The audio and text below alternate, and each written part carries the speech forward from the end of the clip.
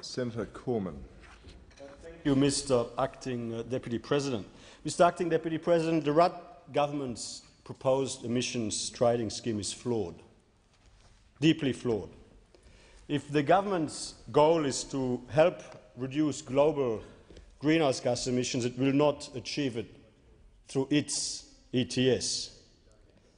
It will not help reduce global greenhouse gas emissions.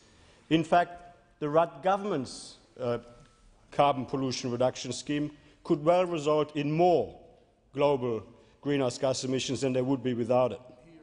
Yet, even though it is not going to do anything for the environment, it is a scheme that will cost jobs and put pressure on our economy. Now, you'd think that a Labour government would care about jobs. But no, they've gone through this modelling exercise, and you know what? In that modelling exercise, do you think they assessed the impact of their proposed emissions trading scheme on jobs? No, they did not, Mr. Acting Deputy President. They, in their absolutely inadequate and flawed modelling that is as flawed as the emissions trading scheme itself, included the jobs as a full employment as a modelling assumption rather than trying to assess it as a modelling result. If you start off and tell your model, we are going to have full employment and there is going to be an impact on jobs in the steel industry, like we were told in Wollongong when we went there with the Fuel and Energy Committee. 20,000 jobs at risk, we were told in Wollongong. Well, 20,000 jobs go down. If you tell your model we're going to have full employment, there's going to be jobs going up somewhere. Now, that is a function of the way the model, this flawed model, but this absolutely flawed government, was put together. 20,000 jobs go down over here, 20,000 jobs must go up over there. And you know, the only category that was left where jobs could go up was the category green jobs. So if we're going to have jobs lost everywhere else, the coal industry and the steel industry and a whole range of other industries, and you can't find another category for them, it must be green's jobs. And then they say, even though it is a function of the way the model was put together, look at this, isn't this great? We're going to have all these new green jobs. Not telling people that are not perhaps as diligent to look behind the fine print, that it wasn't a modelling result, but it was a modelling assumption. Now, they haven't modelled the impact on jobs. They haven't modelled the impact on regional Australia. In fact, they said it's too hard, too difficult. There's been heaps of witnesses before our particular committee inquiry which said it can be done. There's absolutely no difficulty. In fact, the New South Wales government commissioned Frontier Economics, who did exactly that work. Frontier Economics, who used exactly the same modelling methodology, that used exactly the same databases, etc., were able to do the work that this government refused to do. Now, I say it again. Compared to the reference scenario, the Rudd government's scheme will actually make things worse for the global environment, not better. And let us just reflect on this for a moment. If there was no price on carbon in Australia in isolation of what is happening in the rest of the world, what would that mean for the LNG industry, for example, which could prosper here in Australia? We've got a lot of untapped reserves, a lot of untapped gas reserves, which could contribute both to a reduction in global greenhouse gas emissions by displacing coal-powered fire stations in China, displacing coal-powered fire stations in Japan. Yet under this scheme, they're going to be worse off than all of the competition that they're facing from countries overseas where they're not facing the same cost. Now, surely, if you've got an industry, if you've got the trifecta where you can actually, it's good for economic growth, it's good for jobs, and it's good for the environment, surely you'd want to think that a scheme that is introduced by a government in Australia would make it easier for such an industry to develop, to grow, to prosper, rather than make it harder. Now, this scheme is going to make it harder. we are going to tie our hands behind our back rather than to do everything we can. Now, I just put a few facts and figures around this. For every ton of additional emissions in Australia through the production of LNG, we can achieve a reduction in emissions in China of 5.5 to 9 tons and a reduction in Japan of 4.5 tons. So if your objective truly was to reduce global greenhouse gas emissions, rather than politically grandstand, if you were really focused on reducing global greenhouse gas emissions, wouldn't you design your scheme such that the Australian LNG industry can grow and prosper so that we could maximize our potential of reducing global greenhouse gas emissions? No, we haven't done that. Now, let's go to the steel, the cement, or other industries. Now, if you've got an industry in Australia which is at world's best practice environmentally, that is the best in terms of having the lowest level of emissions for a particular activity compared to any other company or business conducting a similar activity anywhere else in the world. Now, that particular business in Australia will face a cost not faced by any of the others, including the more polluting businesses in overseas jurisdictions.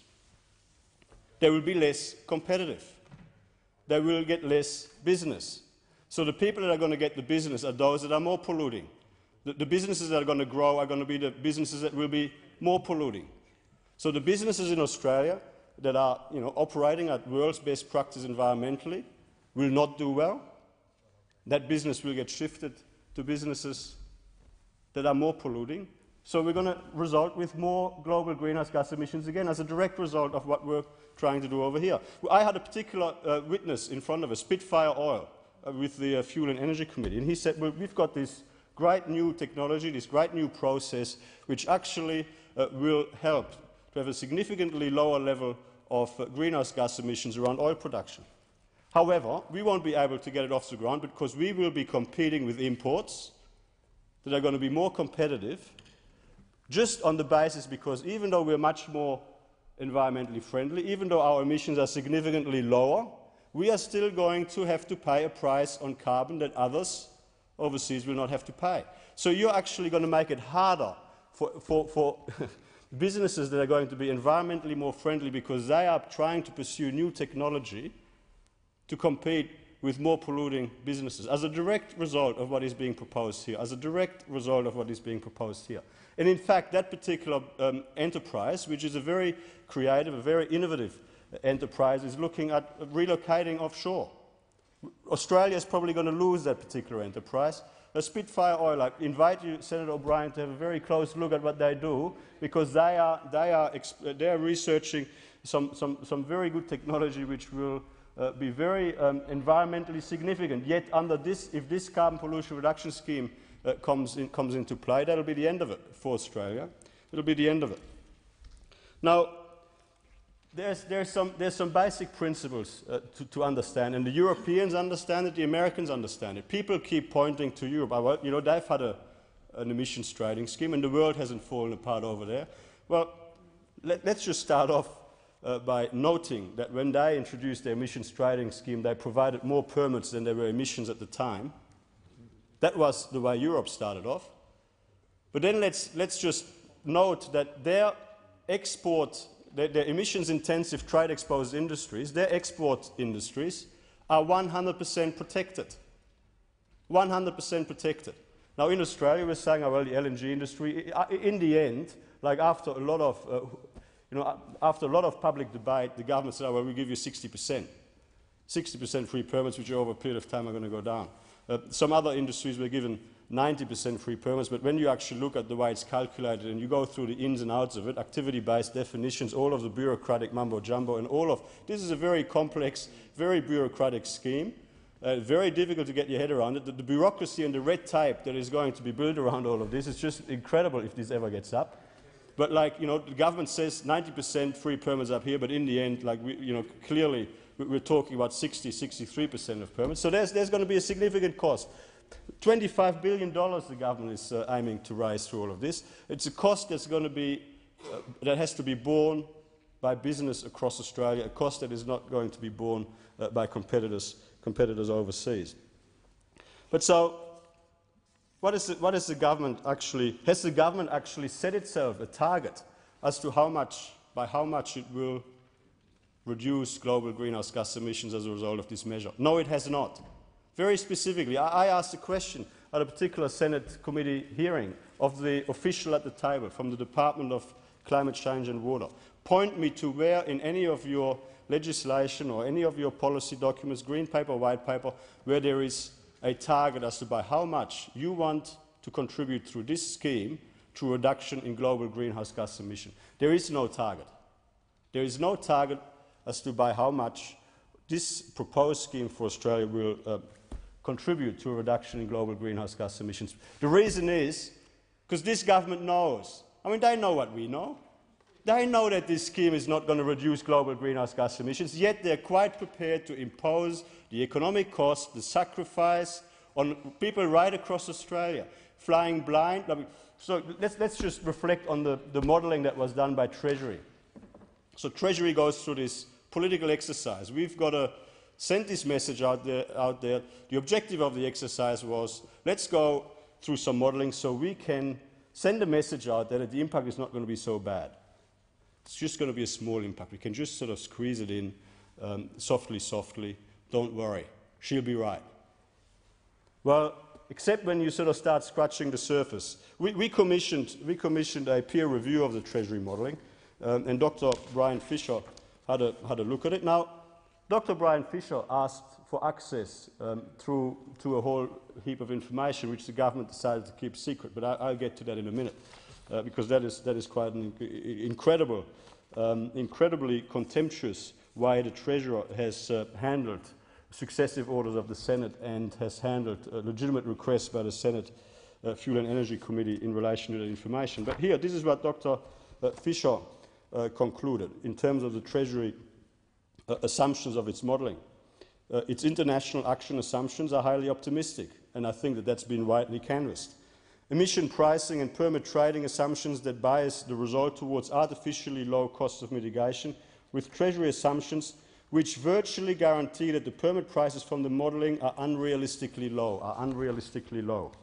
Electricity sector transformation assumptions that appear to underestimate significantly the cost and structural adjustment challenges of moving to a decarbonised electricity generation sector. In fact, like the Treasury modelling assumed there would be an absolute immediate transition, that totally ignoring the capital intensity of power generation, completely ignoring the replacement costs and the transitional issues involved with moving from one method of power generation to another. The Treasury modelling assumed that there would be seamless transition. Seamless transition. Anybody who knows anything about electricity and power generation knows that there is not going to be any seamless transition should this scheme come into play.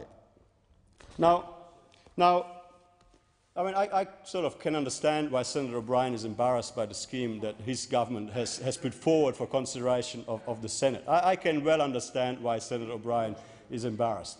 But I mean, the reality is this: we've got before us a scheme that is flawed. We've got before us a scheme that will not make any difference to the global environment. It will not reduce global greenhouse gas emissions. It will cost jobs. It will put pressure on the economy. It will put pressure on regional Australia. Now, has this government done its homework? Has this government properly assessed what the impact on the economy, on jobs and on regional areas is going to be? No, they have not. Now, don't take my word for it.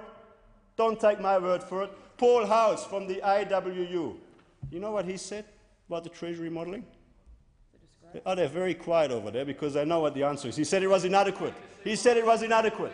The Treasury needs to do some more modelling, in particular given the current global economic downturn, in particular given the current economic conditions.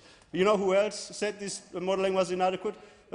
ICOS, hardly a climate change sceptic or climate change denier or a conservative acolyte that they can't be accused of doing the bidding of the Liberal Party, surely. ICOS, IWU, CFMEU. We had witness after witness that said the Treasury modelling was inadequate, more modelling was required. Now, we were actually, as a committee, trying to assess, try and go a bit deeper. We were trying to do the work of the government. we thought, we as a committee, we want to know what the impact is going to be on jobs, not just a fake, flawed modelling assumption that there will be full employment. We want to know what the impact is going to be on jobs. We want to know what the impact is going to be on regional Australia. So we said to the government, we would like to get access to your underlying information, your model codes and databases, and a series of other things. We first wrote to the Treasurer as a committee on the 8th of December 2008. Nearly 3 months it took the Treasurer before he got back to us. And you know why he got back to us? Because we had given notice of a motion in the Senate ordering him to provide that information. Only 3 months it took him. Now he ignored the first order and came into the chamber with a flimsy excuse. It's not in the public interest, in his view, for that information to be released. Contractual obligations of the Commonwealth. We got back to him. Parliamentary privilege overrides contractual obligations of the Commonwealth, which the government well knows. And it went backwards and forwards. In the end, they started claiming commercial harm to two external consultants that they had contracted. We had another order. The committee and the Senate bent over backwards to accommodate the legitimate issues that were raised in relation to commercial harm, in as far as we considered that they were legitimate, and we ensured that the information could be provided in a very confidential way to the Senate Committee on Fuel and Energy. Now, any breach of that confidentiality as per that order would have been a breach of the parliamentary privilege, would have been a criminal offence. In fact, Monash University, which was one of the two external consultants the Treasurer was trying to hide behind as an excuse for covering up the modelling information that we needed to assess the impact of the government's flawed scheme on the economy and jobs, they said, we're quite happy for you to have it. We're happy to waive confidentiality. We're happy for you to have it. They wrote to the Treasurer. They wrote to the Treasurer and they said, we are happy to waive confidentiality based on the provisions in that particular Senate order. Now, of course, what do you expect me to do? I write to the Treasurer. I have a pretty good position. We've got an order which requires the government to produce a particular piece of information. We've got the consultant, Monash University, who provided most of the information that the government was sensitive about. We wrote to the Treasurer, 17th of March, please give us the information. Another 3 months before I get a letter back. And you know when I get a letter back? The day after I give notice of another motion. Hand delivered into my office. Now this is 6 months that I've had to wait as a chair of a committee of the Senate to get information that we legitimately requested from the government. What has the government got to hide when it comes to the impact of its carbon pollution reduction scheme on the economy, on jobs, on regional Australia? Why is the government not forthcoming with providing the information that was properly requested by a committee of the Senate? Now, commercial harm was claimed in relation to one aspect of it. There was a whole range of other information we asked for, information that is critically important for us to make a proper judgment of the impact of this particular scheme on the economy and jobs. Now, the government is trying to sort of bully us into dealing with it here and there and then. Now, the whole handling of this process by the government has been a farce. I mean, remember the announcement by the Treasurer on the 12th of February? An inquiry in the House of Representatives Economics Committee, a new inquiry into the choice of an ETS. That was obviously the battle that was going on between Senator Wong and Minister Ferguson. Perhaps the believers and the realists in the cabinet, those that heeded our comments in the January-February period, that perhaps, given that we've got the worst economic crisis since the Great Depression, as the Prime Minister kept reminding us at that time, perhaps, just perhaps, we should have another look at what is being proposed. Now, so on the 12th of February, we've got this announcement of a new inquiry. On the 19th of February, the inquiry is canned. Now, I mean, all over the place. Then we've got the announcement a couple of weeks ago, we're going to delay it by a year. Anybody who sort of suggested that they were going to delay it by a year ago was a heretic, a non-believer, a climate change skeptic.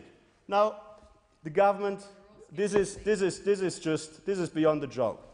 What we've been asked to consider here today is a bad scheme, it's a flawed scheme, it will not reduce global greenhouse gas emissions, it will cost jobs, it will put pressure on the economy, will put pressure on regional Australia. We should not support it if the government wants to force it to a scheme now, to a vote now. We should wait for Copenhagen and see what the rest of the world is doing. Thank you, Senator Cormann.